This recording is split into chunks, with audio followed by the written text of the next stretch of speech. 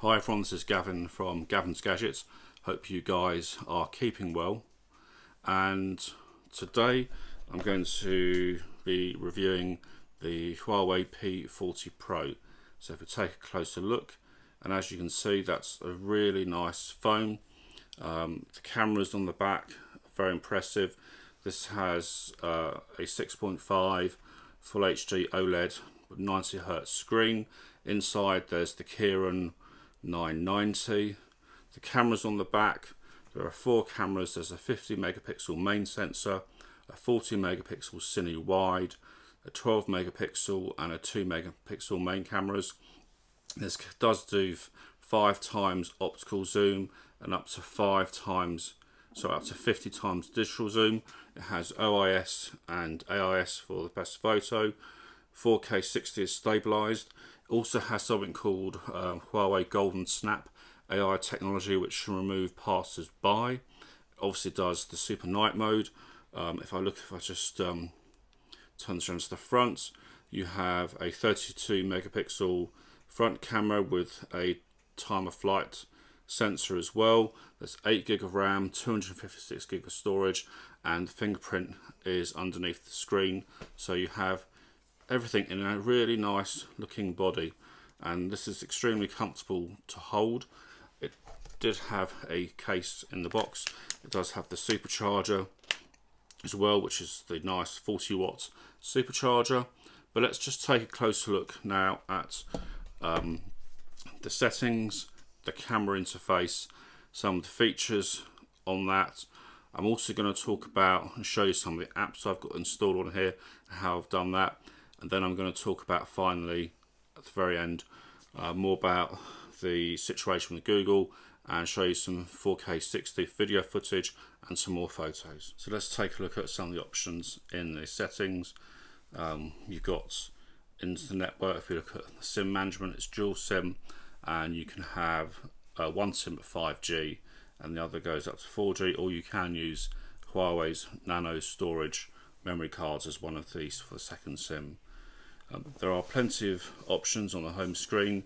You've got the always on display now, and you have quite a number of different clocks that you can have, and you can see here the ones that come as default, but you can go into the App Store and download a whole host of others. Some are free and some cost. You can see some of the options here. You can have the app drawer if you want it back again, and you can have a whole host of different layout options as well. The Huawei launcher does work particularly well. You have other sharing options as well. Let's look at display and brightness. You can see the color mode, and you can change and fine tune the white balance as well.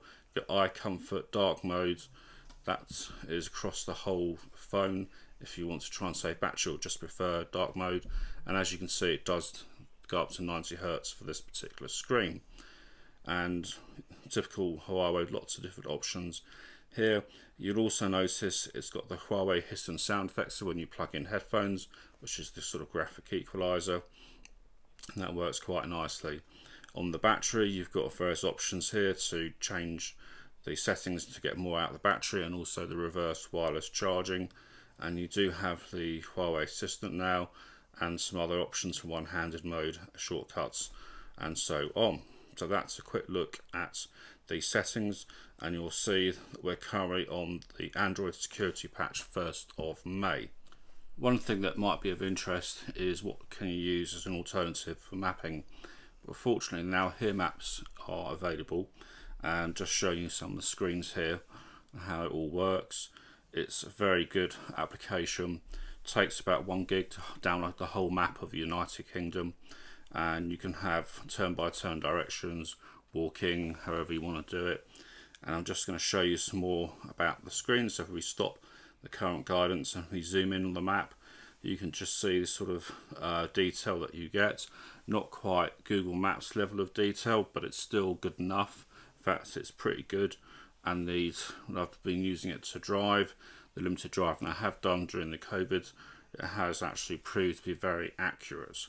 So that is a quick look at an alternative for maps. So let's take a look at the camera and how you can use the camera with its different options.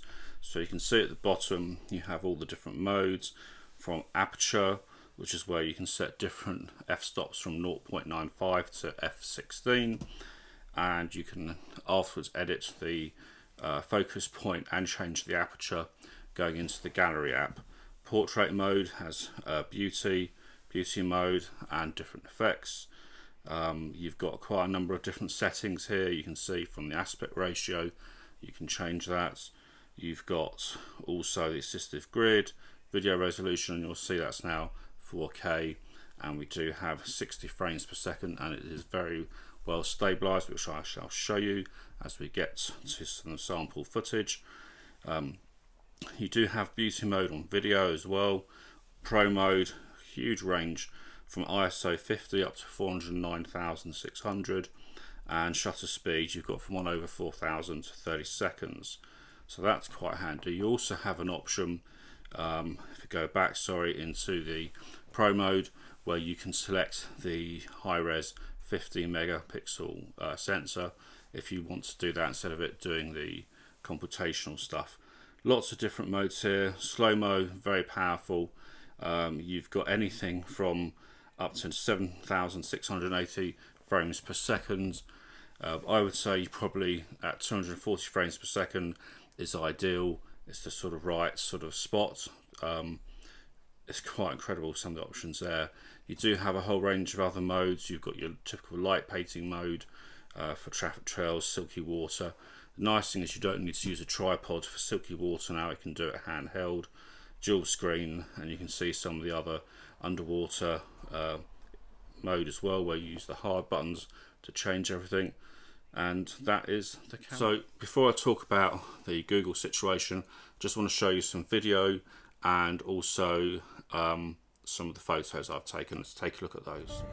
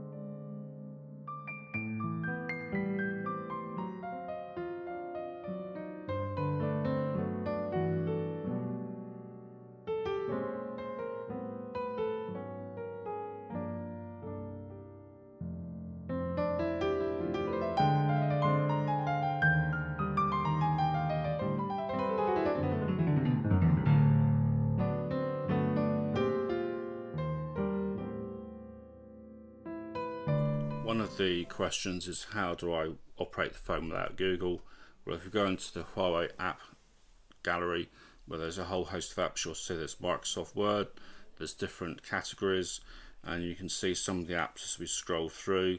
But there is quite a lot of poor quality apps, with some mixed up with some really good quality ones, and the number of decent apps has improved quite a bit over time, but it is going to take longer for this actually to work even more, with more decent developers putting their apps in. However, there is something called Petal Search, which they've just introduced, which is where you actually search on a particular app, and if it can find it on any of the various app stores or even the developer's own website, it does put it in, and it does have a column here for updates as and when they occur as well.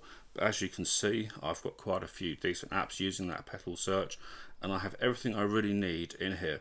And I will talk more about the lack of Google and how I'm using it at the end as well, to give you some more information.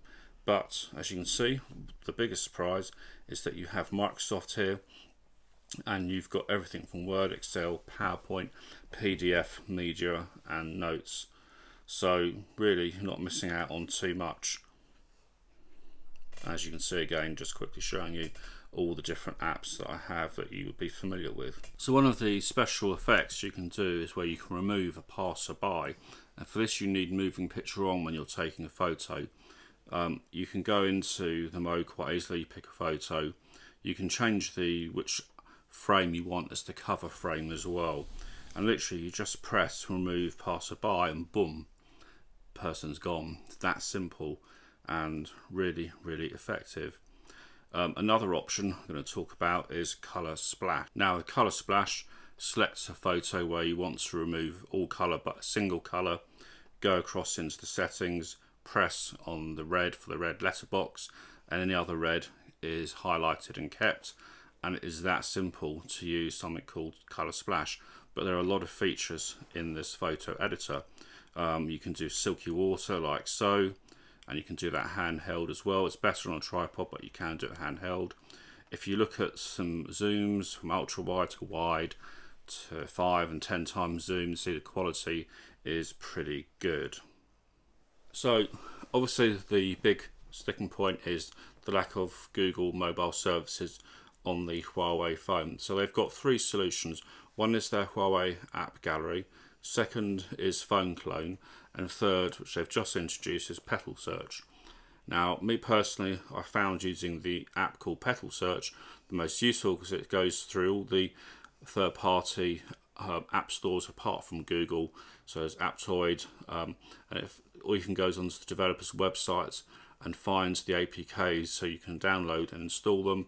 It checks the APKs if there's anything harmful in there, and that's it. As you could see, I had loads of apps on there. The surprise is in the App Store, Huawei's own App Store, is you will find the full suite of Microsoft products. So you could use Microsoft Outlook for email, for getting your Gmail. You could do the same for uploading your photos to OneDrive. So you do have solutions. Also in terms of mapping, they've now got Here Maps, which are fantastic. That's a very good option for the turn-by-turn walking in other directions. Is it quite at the level of Google Maps? No, because Google will have more searchable items on there, but it's still really good. Things like YouTube and Google Photos, I created shortcuts just using the web browser, then created the shortcut, and they both work fine. In terms of Google Maps, you can't log in. I've actually installed Google Maps without putting Google on, but you can't log in. So what are you missing? Well, fundamentally, there's no Google Pay, so that's clearly not going to work. I don't believe you should try and sideload Google services on here. I have seen videos where people show it actually being done, and I just think you might as well just use it as it's intended without, and work with the solutions and everything you've got.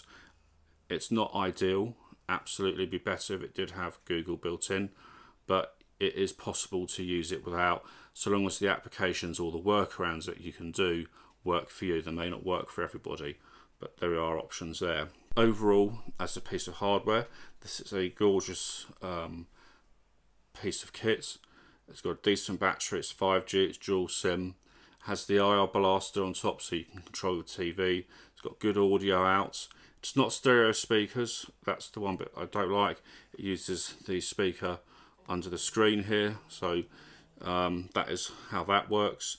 But it's a shame because it has, it has a step tracker built in. It has everything you could want in a phone, except it doesn't have Google. But I do like the hardware. It is very nice. It's not too big.